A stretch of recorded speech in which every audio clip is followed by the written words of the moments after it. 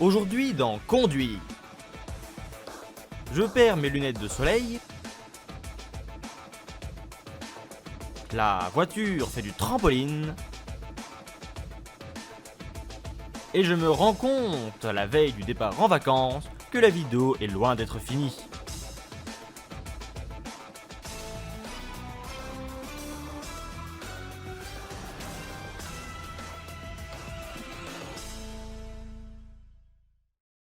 Bonjour tout le monde et bienvenue dans le troisième épisode de Conduire, notre série de vidéos sur les voitures sans budget. Pour ce troisième épisode, c'était le tracteur qui avait été prévu, sauf que plusieurs problèmes techniques m'ont empêché de finaliser la vidéo. Le tournage avait été fait, mais bon, finalement j'ai préféré ne pas le faire que de faire un truc pas terrible. Donc pour le coup, ce sera une nouvelle voiture que je vais vous présenter aujourd'hui.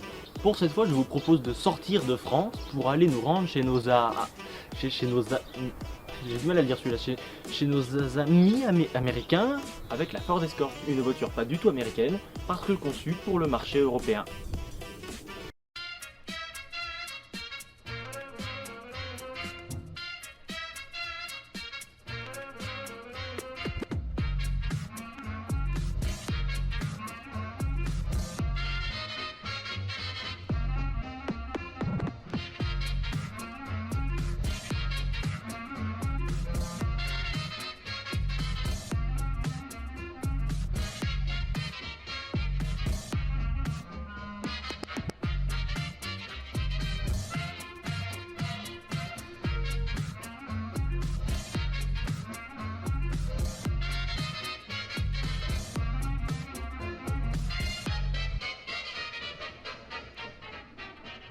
J'espère qu'on va m'entendre parce qu'il y avait du bruit tout à l'heure.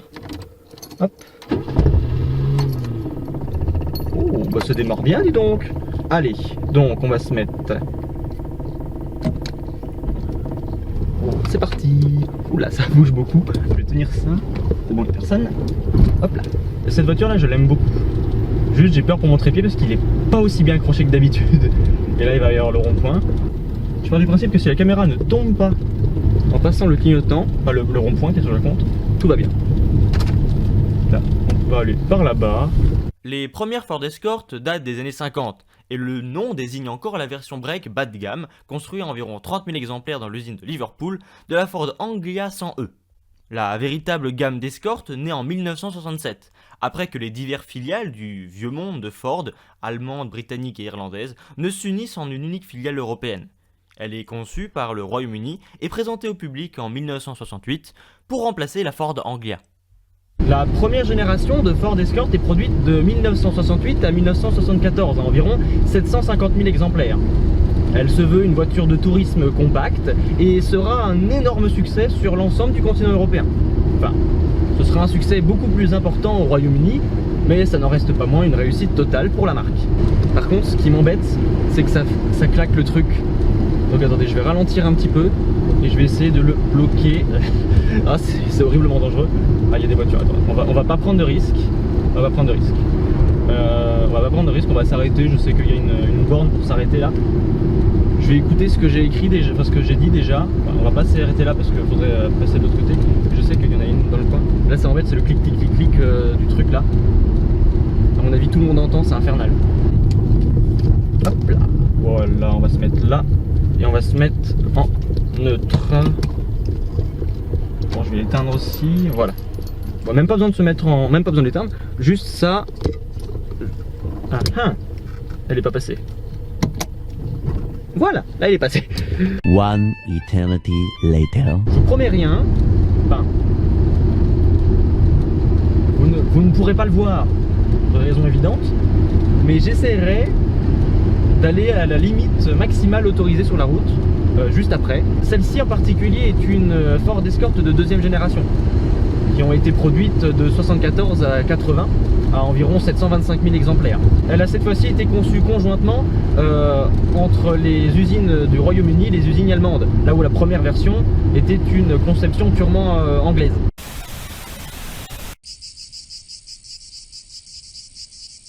Vous n'allez pas le voir à la caméra parce qu'on n'a pas l'impression qu'on va vite. Enfin, vous allez souvent voir que ça tremble beaucoup en réalité. Puis là, je pense c'est la vitesse à laquelle je vais, c'est-à-dire entre 75, à peu près. Vous allez juste plus rien entendre avec ce bruit de ventile qu'on ne sait pas d'où il vient. Ah bah là il y a une petite ligne droite, attendez un petit peu. En tout cas, je peux vous assurer que cette voiture monte à 80 sans problème. C'est déjà pas mal en vrai. Mais elle peut aller plus loin, c'est juste que bah, ça tourne donc je vais freiner.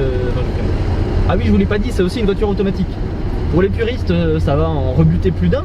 Surtout si on veut faire de la course avec, hein, je pourrais tout à fait être d'accord. Mais sachez que pour moi, faire cette vidéo en n'ayant pas le stress de malade de passer des vitesses, en sachant que quand je fais ces vidéos c'est des vieilles voitures et que je sais pas si vous avez déjà passé des vitesses dans une 4L ou dans une 2 chevaux. Alors j'adore ces voitures là, elles sont super drôles à conduire, hein, je trouve ça super fun. Mais alors franchement, c'est horrible à passer la vitesse sur une 4L et une 2 chevaux. C'est horrible. Parce que là vous voyez, la 4L 2 chevaux, j'ai roulé sur quoi, 1 km environ. Ah ça fait déjà 3-4 km que je suis parti. Je sais à peu près où est-ce que je vais tourner. Mais voilà quoi, c'est tranquille. C'est tranquille. Cette voiture elle est trop bien à conduire. Puis qu'est-ce qu'on en a à faire que ce soit pas un monstre de puissance? Hein? Qu'est-ce qu'on en a à faire? En tout cas je peux vous dire, cette voiture roule parfaitement bien. En même temps faut pas se mentir, c'est la plus aboutie de toutes celles que je vous ai présentées jusqu'à maintenant. Et je pense que c'est la plus aboutie de toutes celles que je vais même vous présenter après, en sachant qu'il n'y en a plus qu'une seule après. Bon, voilà. Mais bon oui, effectivement cette voiture est largement plus confortable que n'importe laquelle de celles que j'ai présentées. Faut aussi se le dire que genre, je le redirai aussi en voix off, mais c'est une version luxe de l'Escort, hein, c'est une Ghia. D'ailleurs je l'ai peut-être pas dit hein, tout à l'heure aussi, mais cette voiture en particulier, c'était comme ça que je commençais le truc, date de 77. Ah, ici c'est 90 donc effectivement, merci de me rappeler le panneau, sachant que je ne suis même pas encore allé à cette vitesse avec cette voiture. Je ne sais pas si elle peut aller à 90, mais je sais pas si vous vous rendez compte de la route sur laquelle je suis en train de rouler. Parce que évidemment moi je n'ai pas accès à des circuits. Je ne peux pas me permettre de les privatiser pour une certaine durée. Si j'avais juste une heure comme ça, privatiser un circuit, ah oui, vraiment, j'en serais tout à fait content. Mais je n'ai pas l'accès à des circuits, moi. Eh oui. Ah là là là là là. J'adore. J'adore rouler. Enfin, j'adore rouler. D'ordinaire, je déteste conduire, hein, mais quand c'est pas la voiture de ma mère et que c'est une voiture comme ça, j'adore. Donc là, je vais pas faire un truc de forcément très légal, mais c'est le plus facile pour tourner. Donc il y a un petit croisement. Bah du coup je vais tourner au croisement et retourner pour revenir sur cette route. Hop, on va freiner.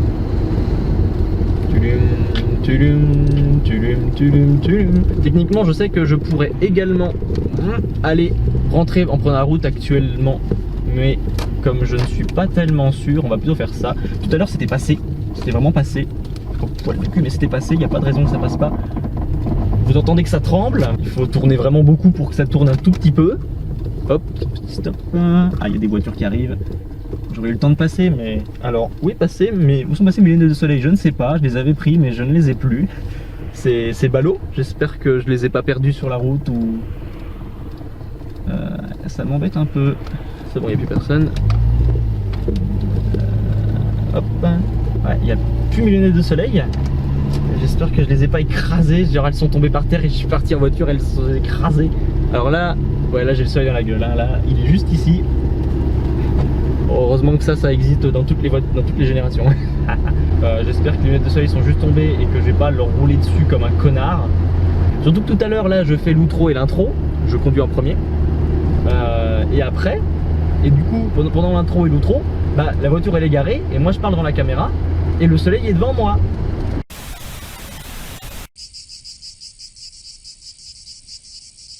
L'esthétisme général est revu, mais sa taille reste similaire.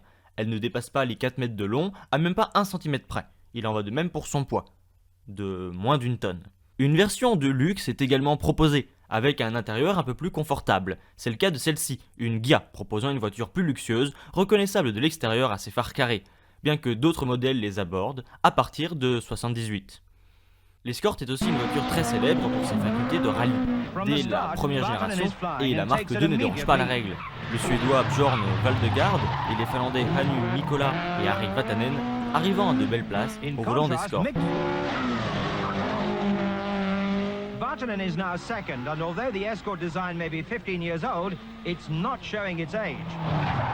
À partir de 1980, la Ford Escort MK2 est remplacée par la 3e génération, qui d'ailleurs perd une grosse partie de ses lignes rectilignes, ce qui va du coup commencer le long processus de mochisation des voitures, qui d'ailleurs pour une grande partie d'entre elles continue aujourd'hui. Cette 3e génération devait s'appeler la Erika à la base, un nom pourquoi pas après tout, mais qui n'a pas été choisi parce que les Anglais voulaient conserver le nom de Escort, qui finalement était gage de réussite et de qualité, vu le succès commercial des 2 premières générations. Et du côté des Allemands, ça leur rappelait quand même un lourd passé, Erika, vu que c'était une chanson des armées allemandes seulement 35 ans plus tôt. Donc ils étaient pas chauds non plus pour le nom. Donc voilà, la 3e génération a continué à garder le nom de Ford Escort. On peut les comprendre pour le coup. Bon bah je crois que j'ai fini de... Je crois que tous les trucs que j'avais prévu de dire ont été dit dans la bagnole. Les vidéos étant plutôt courtes, je m'amuse à faire des best-of en fait. Comme ça je me dis, comme dans la vidéo sur les trésors de Nancy, la moitié de la vidéo c'est vraiment la vidéo en dur et le deuxième partie c'est juste un best-of débile de moi et Mathias qui faisons une visite de la fac en mode on veut se moquer. D'ailleurs faudrait qu'on se fasse un épisode 2. Donc Mathias, tu regardes la vidéo, faut qu'on s'organise vite fait. Un petit les trésors de Nancy 2 là. J'ai dit beaucoup de choses qui n'ont pas beaucoup d'importance. En tout cas j'espère que j'ai pas oublié les choses qui avaient de l'importance à être dites dans la voiture mais que je n'aurais pas dit. Personne derrière, non. Elles sont pas là en tout cas, je les vois pas. Elles étaient pas là donc ça va, toujours personne derrière là. Et...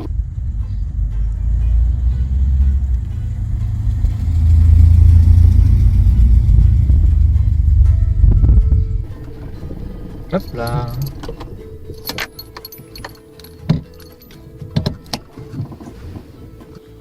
Et voilà, c'est tout pour aujourd'hui, j'espère que ça vous a plu, que la voiture aussi vous a plu. En tout cas moi j'ai adoré, en même temps ça ne m'étonne pas. Il ne me reste donc plus qu'une seule voiture à vous présenter, et un tracteur aussi, pourquoi pas. Allez, je vous dis à la prochaine, n'oubliez pas le petit pouce bleu, petit abonnement, à plus.